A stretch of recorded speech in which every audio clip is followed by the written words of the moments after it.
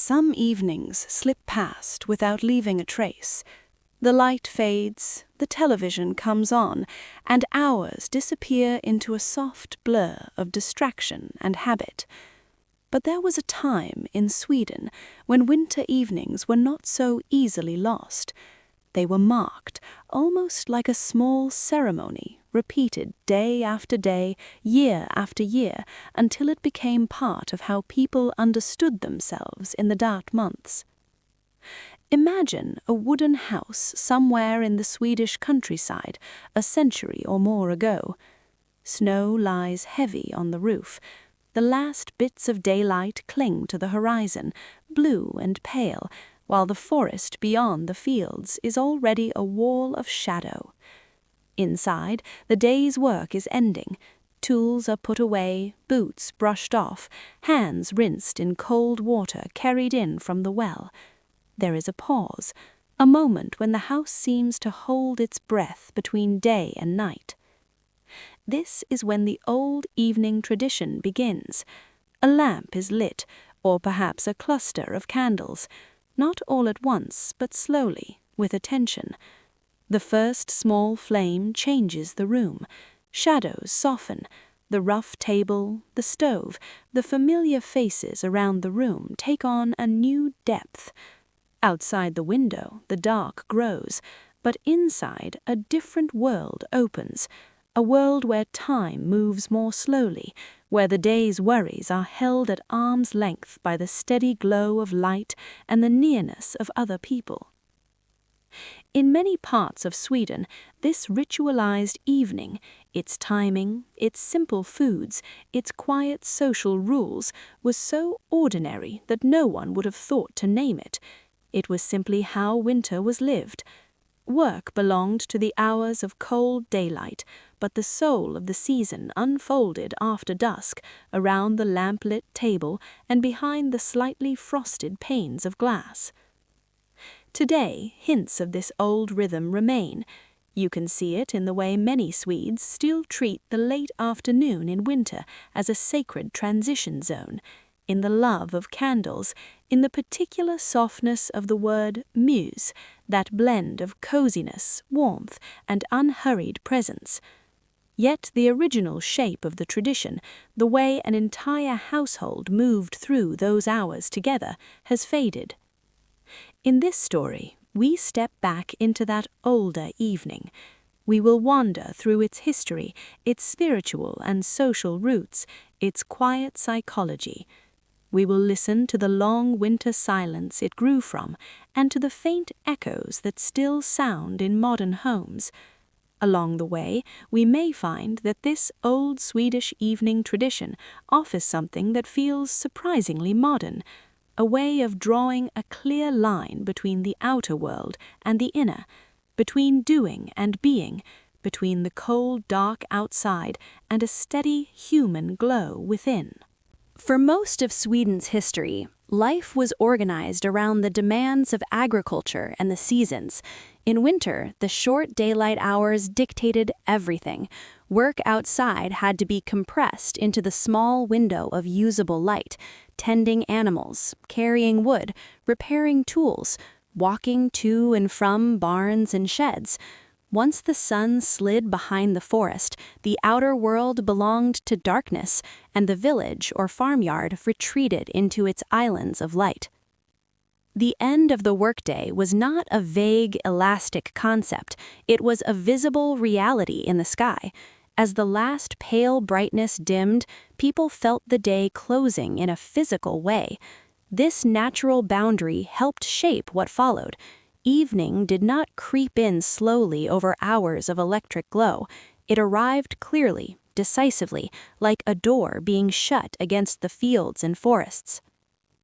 In households large and small, there was a flurry of finishing tasks before that door closed. Animals were checked once more, paths were cleared, water was fetched. When these final duties were done, people returned indoors and remained there. Winter evenings were not for wandering outside unless necessity demanded it. The cold and dark made the home not just a preference, but a necessity. Within this rhythm, a shared understanding developed. After the last outdoor work, there was a moment of gathering and transition. People moved from dispersed labor to concentrated presence. Tools were set aside, sometimes literally hung on a wall that became invisible in the coming dimness. Heavy outer clothing was removed, and the thinner indoor layers became the new uniform of the night. Children understood this pattern from an early age. They learned that the day's noisy running about would soften into quieter play once the lamp was lit. Adults, too, shifted tone. Voices lowered slightly, the practical language of tasks and instructions gave way to a different kind of conversation, or to companionable silence. The house itself seemed to change character when the outside world disappeared behind the dark glass. This was not unique to Sweden. Many rural societies had similar day-night divisions, but in the Swedish winter the contrast was especially stark, and the length of the season made the pattern deeply ingrained. An entire quarter of the year, or more in the north, was lived according to this simple choreography: daylight for duty, evening for something else, something that was not yet rest, but not quite work either. The old evening tradition grew in the space between. It offered structure to a time that might otherwise have felt formless. It answered the question, once the work is done, what happens to the hours before sleep? The answer was neither pure leisure nor continued labor, but a blend of small tasks, shared presence, and gentle rituals that gave the winter night its particular Swedish texture. If the end of daylight marked the outer boundary of evening, the lighting of the room created its inner beginning. In many Swedish homes, this act was more than a practical necessity. It carried a hint of ceremony. Someone, often a mother, elder, or the person responsible for the household, would take on the role of bringing light into the room. In earlier centuries, this meant oil lamps or candles. These required care, wicks trimmed, oil refilled, candles rationed so that they would last through long months when resources were tight. Light was precious. To waste it was to disrespect the labor that had gone into producing tallow or oil and the fragile balance that kept the household supplied until spring. Because of this, the moment when the main lamp was lit had weight. It signaled that the household had crossed into evening proper. Children might be called indoors from the doorway. Work-worn adults might allow themselves to sit, to stretch backs and shoulders that had been bent under outdoor loads. The flame did not simply push back the dark. It told people, now you may be here together and not out there. The placement of light mattered as well. The lamp often hung over the central table, casting its glow downward onto food, hands, and faces. Shadows gathered in the corners of the room while the center remained bright. This created a natural focus point where family members gravitated. The table became an island of clarity in a sea of brown wood and deep shadow, a stage where the small dramas of the evening unfolded. There were practical reasons for this focus. Many evening tasks, mending clothes, reading, sorting grain, carving small objects, needed good light. But there was also a psychological effect. By concentrating light in one place, the household drew itself into a circle. The sense of we was reinforced each night, not by speeches, but by the simple fact that everyone's face was visible within the same pool of brightness. Stories from older generations describe the almost magical feeling of this transition. The house that a moment ago was a dim box suddenly revealed its familiar contours. The stove, with its ticking and little breaths of heat, the worn boards of the floor, the metal latch on the door. For children especially, the first moment of a fully lit room could feel like the world coming alive again after a brief death at dusk. Even after electricity arrived, the habit of treating the main evening light as a kind of signal persisted. People spoke of turning on the evening as if it were one object. The ritual lost some of its scarcity, bulbs did not run out as easily as candles, but the sense of crossing a threshold remained. Today, when someone in Sweden draws the curtains, switches on a warm-toned lamp, and lights a few candles on a table, they are unconsciously reenacting this older ceremony, even if they would never think to describe it that way. The old tradition of lighting the room thus carried more than brightness. It brought order, intimacy, and a hint of reverence into ordinary winter nights. It was the first step in shaping an evening that belonged neither to the fields nor to the church, but to the household itself. Once the room was lit and the family gathered, the evening moved into its next phase, food and drink. Modest, yet deeply significant. In many Swedish homes, especially as coffee spread through the country in the 19th and early 20th centuries, there developed a pattern of serving something small in the early evening, a cup of coffee, a slice of bread, perhaps a simple baked treat on special days. This was not the main meal of the day, which might have been eaten earlier. Rather, it was a kind of gentle anchor, a shared pause where hands were occupied with cups and plates, and the body was reminded that it was cared for. In a climate where the cold could seep into bones, the warmth of a hot drink carried more than temperature. It signaled comfort and continuity. The table, illuminated by the central lamp, became the stage for this ritual. People sat down in no particular order, often in seats they used every day. The scraping of chairs, the clink of cups, the soft thud of bread placed on wooden surfaces, these ordinary sounds formed part of the music of winter evenings. They were repeated so often that they wore grooves into memory. Conversation during this time was usually unhurried. It might revolve around the day's work, news from neighbors, concerns about weather, harvest, or livestock. Children listened, absorbing the adult world not through lectures, but through this ongoing stream of talk. Sometimes there were stories, memories from older relatives, tales of past winters, or local anecdotes that bordered on folklore. Not every evening was talkative. In some households, there was a great deal of silence at the table, broken only by brief practical comments. Yet even silence, when shared, can be nourishing.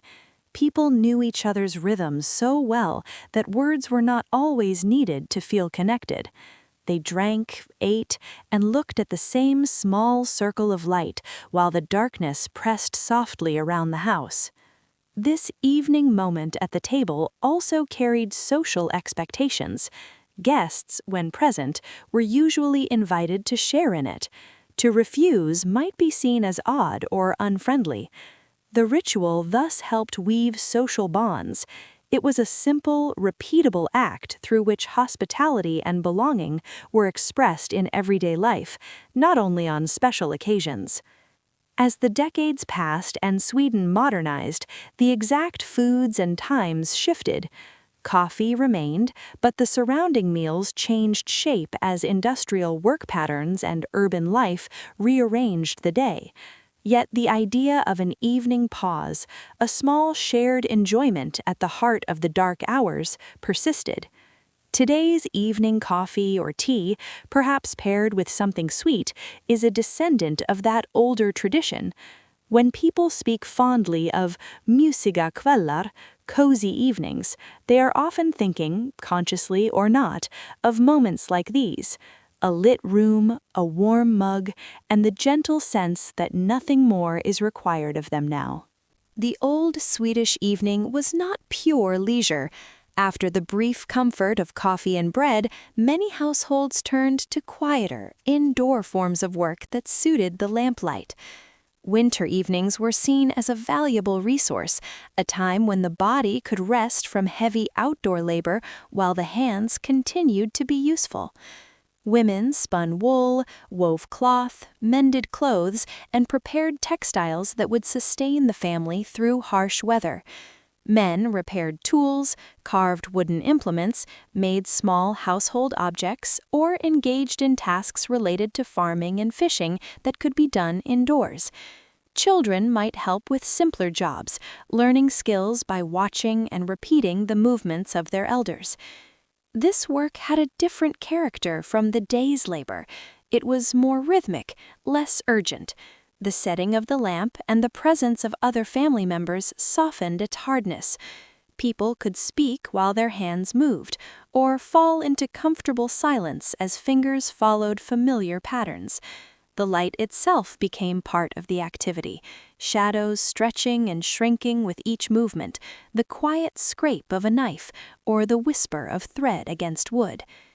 There was a moral dimension to this evening industry.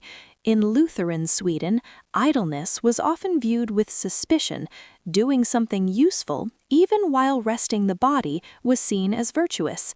Yet the work of the evening also carried a sense of gentleness. It did not have to be pushed to the point of exhaustion. The rhythm of the tasks, the warmth of the stove, and the limited radius of the lamp naturally slowed things down.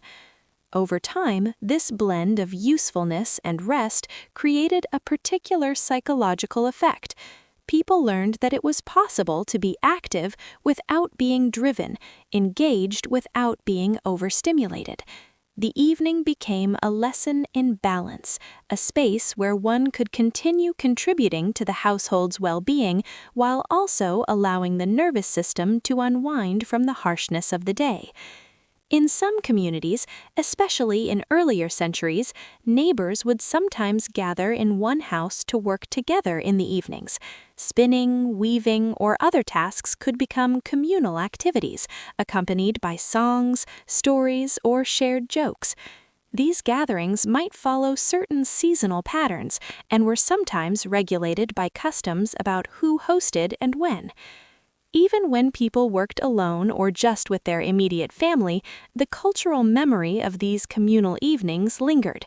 The idea that winter nights were for quiet, productive togetherness settled into the bones of the tradition. To this day, many Swedes feel a kind of instinctive satisfaction in doing something with their hands on dark evenings, knitting, tinkering, baking, or organizing, while the rest of the household moves gently around them. The old evening tradition thus avoided the extremes of pure entertainment or constant toil. It offered a middle way, work that calmed rather than agitated, that reinforced community rather than isolating individuals in separate rooms. In a world now marked by screens, notifications, and fragmented attention, that balance can seem almost radical. Beneath the visible routines of light, food, and quiet work lay older layers of belief.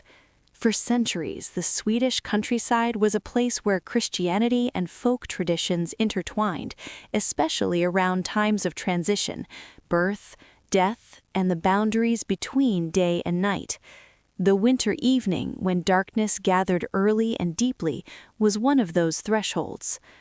Officially, Lutheran teaching emphasized trust in God's protection and discouraged superstition, yet people carried older stories in their minds, tales of spirits that wandered in the dark, of restless dead, of beings in the forest who did not always wish humans well.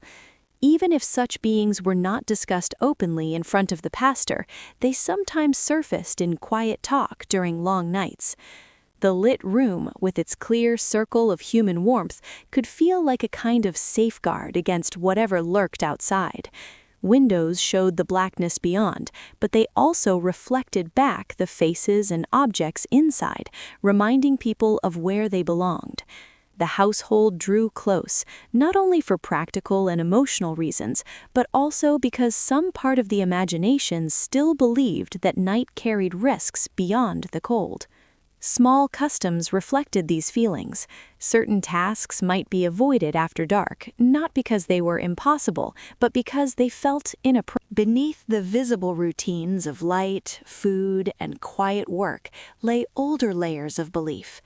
For centuries, the Swedish countryside was a place where Christianity and folk traditions intertwined, especially around times of transition, birth, death, and the boundaries between day and night.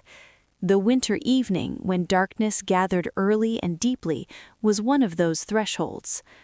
Officially, Lutheran teaching emphasized trust in God's protection and discouraged superstition, yet people carried older stories in their minds, tales of spirits that wandered in the dark, of restless dead, of beings in the forest who did not always wish humans well. Even if such beings were not discussed openly in front of the pastor, they sometimes surfaced in quiet talk during long nights. The lit room, with its clear circle of human warmth, could feel like a kind of safeguard against whatever lurked outside. Windows showed the blackness beyond, but they also reflected back the faces and objects inside, reminding people of where they belonged. The household drew close, not only for practical and emotional reasons, but also because some part of the imagination still believed that night carried risks beyond the cold. Small customs reflected these feelings. Certain tasks might be avoided after dark, not because they were impossible, but because they felt inappropriate. Some prayers or blessings were said in the evening, especially in more devout homes, to mark the handover from the active day to the more vulnerable hours of sleep. Talk of illnesses, misfortunes, or frightening tales might be reserved for specific times so as not to disturb children or invite anxious dreams. At the same time, the evening could be a time when stories of the supernatural were shared in a controlled way. Older relatives might recount encounters with strange lights on the road, mysterious sounds in the forest, or inexplicable events that had happened back then. These stories gave shape to formless fears and allowed people to explore them safely, inside the circle of light, with others present.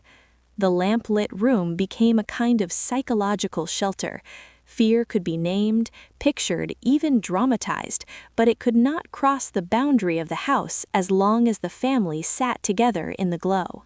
Over time, as rationalist ideas spread and folk beliefs lost some of their force, the explicit talk of spirits and omens waned. Yet the emotional structure remained, the sense that evening is a liminal time, that the house is a protective shell, and that sitting together around light offers not only warmth, but also a way to face the unknown. In modern Sweden, people may not speak of forest beings when they light their candles on a December afternoon, but an echo of that old feeling still stirs in the comfort those small flames provide. For children growing up in this tradition, winter evenings were a classroom of a different sort. They learned letters by the lamp, reciting lines from well-worn books, while adults listened with half an ear as they worked on their own tasks. They practiced handcrafts, helped with simple chores, and absorbed the rhythms of adult conversation. But they also learned something more subtle, how to live with long darkness without being overwhelmed by it. The evening ritual provided structure and predictability. Each day's descent into night followed the same pattern: light the room, sit together, eat or drink something warm, work or play quietly, prepare for sleep. This repetition gave children a sense of security. The dark outside might change, with storms or clear skies, but the interior sequence remained reliable. Many remembered, later in life, the specific quality of the light in those evenings, the way it pooled on the table, the way it caught dust motes in the air, the way it left certain corners of the room mysterious. They remembered adults' faces cast in soft shadow and the sounds of the house settling as temperatures dropped. These impressions formed part of their emotional vocabulary, shaping how they understood comfort and unease. Play adapted to this environment. Loud outdoor games were replaced by quiet indoor ones. Board games, card games, small constructions on the floor, or simple imaginative play with whatever objects were at hand. Siblings negotiated space and attention within the shared room. Parents, while still busy, were physically close, providing a sense of oversight even when not actively engaging. Discipline also had an evening flavor. Misbehavior in this concentrated space could not be ignored as easily as in the more scattered outdoor life of daytime. Children learned to modulate their voices, to respect the work and fatigue of adults, and to find ways to entertain themselves without demanding constant stimulation. Boredom was not necessarily seen as a problem. It was part of life, something to be worked through with a bit of creativity. These early experiences left their mark.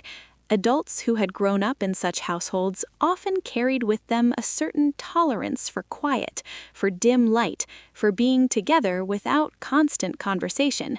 They knew in their bodies that evening did not have to be full of events to be meaningful. Simply being present in a room with others, doing small things under a warm lamp, could be enough. Even as Sweden urbanized and children's lives filled with new forms of entertainment, this old memory continued to influence expectations. The modern ideal of a cozy evening draws partly from it, a time when the whole family or a small circle of friends shares a room and a light, not necessarily to do anything remarkable, but to mark the fact that they are alive and together in the dark season. Today's Sweden is in many ways a different world from the rural society that shaped this evening tradition. Cities glow with electric light, screens offer endless distractions, and work patterns have shifted. Yet if you walk through a Swedish town on a winter afternoon, especially as the sky darkens toward 3 or 4 o'clock, you can still see traces of the old ritual. Windows fill with warm light, often from lamps placed deliberately to be seen from outside. Candles appear on tables and windowsills, especially in December. People speak fondly of tända ljus, lighting candles, as if it were a small emotional necessity. The word mys, so central to the Swedish sense of comfort, is frequently tied to evenings. Mysig kväll, a cozy evening, is almost a formula. Inside homes, there is still a tendency to draw the household together during the darkest months. Even when everyone has their own devices and schedules, there is a pull towards shared spaces: the sofa, the kitchen table, the area around the television or fireplace. Food and drink remain central: coffee, tea, simple baked goods, or something sweet shared after dinner. The old pattern of a modest evening treat has not disappeared, it has simply taken new. Today's Sweden is in many ways a different world from the rural society that shaped this evening tradition. Cities glow with electric light, screens offer endless distractions, and work patterns have shifted. Yet if you walk through a Swedish town on a winter afternoon, especially as the sky darkens toward 3 or 4 o'clock, you can still see traces of the old ritual. Windows fill with warm light, often from lamps placed deliberately to be seen from outside. Candles appear on tables and windowsills, especially in December. People speak fondly of tända ljus, lighting candles, as if it were a small emotional necessity. The word mys, so central to the Swedish sense of comfort, is frequently tied to evenings. Mysig kväll, a cozy evening, is almost a formula. Inside homes, there is still a tendency to draw the household together during the darkest months. Even when everyone has their own devices and schedules, there is a pull towards shared spaces: the sofa, the kitchen table, the area around the television or fireplace. Food and drink remain central: coffee, tea, simple baked goods, or something sweet shared after dinner. The old pattern of a modest evening treat has not disappeared, it has simply taken new forms. At the same time, much has changed. The quiet industry of handicraft has, for many, been replaced by passive consumption of media. The communal storytelling of winter nights competes with individualized entertainment. Work sometimes follows people into the evening via emails and digital tasks. The clear boundary between outer labor and inner rest has blurred. Yet the psychological needs that the old tradition addressed have not gone away. people still need ways to signal to themselves that the day is over, that they have crossed into a different mode of being. They still need shared rituals that hold households together in the face of long, dark, and cold. The popularity of candles, soft lighting, and carefully arranged cozy spaces suggests that the deeper instincts of the tradition remain alive. In some Swedish families, there is a conscious attempt to reclaim parts of the old rhythm: screen-free evenings, board games, shared reading, or dedicated time for crafts and conversation. Others simply find themselves, without planning it, drawn into a familiar pattern when winter deepens, lighting more candles, moving more slowly, valuing the small circle of light more each day. The old evening tradition, in its original form, may never return. The world has changed too much. But its essence, the idea that winter nights should be marked by a deliberate shift into warmth, togetherness, and gentle activity, continues to shape how many Swedes experience the season. It lives on in the things people miss when life becomes too rushed: the quiet after the lamp is lit, the sense of being enclosed but not trapped, the feeling that the dark outside is large but not threatening as long as there is a shared, steady glow within. When we look back at the old Swedish winter evening, it is tempting to see only its charm: the lamp-lit room, the simple coffee and bread, the steady work of hands, the murmur of voices against the soft ticking of the stove. Yet this tradition was not created to be charming. It was a practical response to hard conditions, a way to endure long darkness, cold, and isolation without losing the thread of daily life. The rhythm of the evening, clear end to outdoor work, careful lighting of the room, shared food, quiet tasks, and eventual rest, helped households cross the hours between daylight and sleep with a sense of meaning. Each step reinforced the others. Light gave structure, food gave comfort, work gave dignity, togetherness gave reassurance. Even the stories of unseen dangers beyond the walls and the prayers that answered them contributed to an understanding of the home as a shelter, not only from weather, but from the more intangible anxieties that winter can stir. For children, these evenings taught patience, attention, and a certain courage in the face of the dark. For adults, they offered a chance to shift from the harsh demands of the day into a softer, more reflective mode without collapsing into idleness. For the community, they created a shared pattern that, repeated across countless households, knitted the village or town together in time, if not always in space. Today, much of this has faded into the background. We flick on lights without thinking. Evenings can fragment into separate activities in separate rooms. The slow ceremony of crossing from day to night often disappears beneath the hum of technology. And yet, when winter comes to Sweden, people still seek something of that older tradition, even if they cannot name it. They light candles. They talk about making it mysigt, cozy. They gather around tables and sofas with warm drinks and simple food. They feel, perhaps vaguely, that the long dark outside demands not just more light, but a particular kind of light, warm, low, and shared. Remembering the old Swedish winter evening is not an exercise in nostalgia for a simpler time, which in reality carried its own hardships. Rather, it is an invitation to notice what those earlier generations discovered about the human need for rhythm, boundary, and ritual.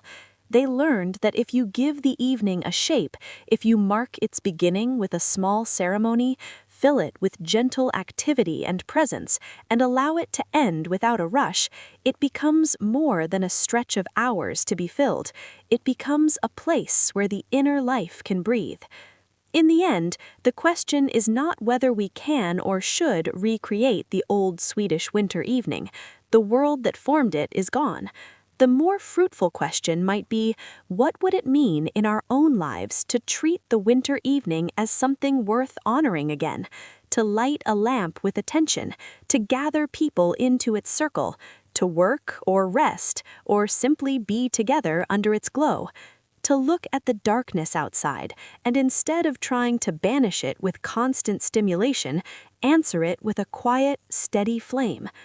Perhaps, somewhere in the long Scandinavian winter, an old wisdom still waits each afternoon as the light fades. It whispers that the evening is not an empty gap, but a gift, a time to step out of the day's demands and into a more spacious, human rhythm.